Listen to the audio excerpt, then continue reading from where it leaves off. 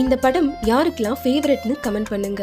இந்த படம் ஒரு கதை மட்டும் இல்லைங்க, இங்க பல பெண்கள் வெளியே சொல்லாம தாங்கிக்கிட்டு இருக்கிற ஒரு வலிங்க. நம்ம ஹீரோயின் கல்யாணத்துக்கு முன்னாடி வரைக்கும் தன்னோட வீட்ல ராணியா வாழ்றாங்க.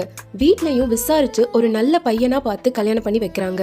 அவங்களும் பல ட்ரீம்ஸோட அந்த லைஃப்குள்ள போறாங்க. ஸ்டார்டிங்ல அவங்க ஹஸ்பண்டும் நல்லா பேசுறாரு, அன்பா இருக்காரு.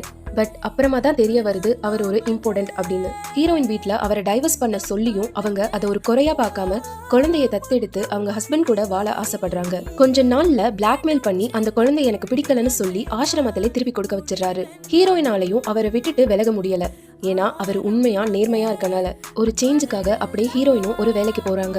இப்பதான் ஹஸ்பண்டோட உண்மையான முகம் கொஞ்சம் கொஞ்சமா தெரிய வருது. அவன் ஒரு ஆல்கஹாலிக் அடிக்ட் அப்படிங்கறத வேணும்னே மறைச்சு நடிச்சு ஏமாத்தி கல்யாணம் பண்ணிருக்கான் அப்படின்னு. அவளை தன்னோட கண்ட்ரோல்ல வச்சுக்கணும்னு நினைக்கிறான். அவளை பயம் உறுத்துறது, அடிக்கிறது, சந்தேகம், கோபம், இப்படி தன்னோட தப்ப மறைக்க அவளை அசிங்கப்படுத்துறான். நம்ம லைஃப்ல நம்ம தெரியாம ராங் பீப்புளை சூஸ் பண்ணிட்டோம் அப்படின்னா அது நம்ம தப்பு கிடையாதுங்க. பட் அவங்க ராங்னு தெரிஞ்சதுக்கு அப்புறமும் அவங்க கூட அட்ஜஸ்ட் பண்ணி வாழ்ந்து உங்களையே கஷ்டப்படுத்திக்கிறது ரொம்ப தப்புங்க. ஹீரோயினும் அவனை டைவர்ஸ் பண்ணிடுறாங்க. லைஃப்ல நீங்க தைரியமா எடுத்த டிசிஷனை பத்தி மறக்காம கமெண்ட் பண்ணிடுங்க.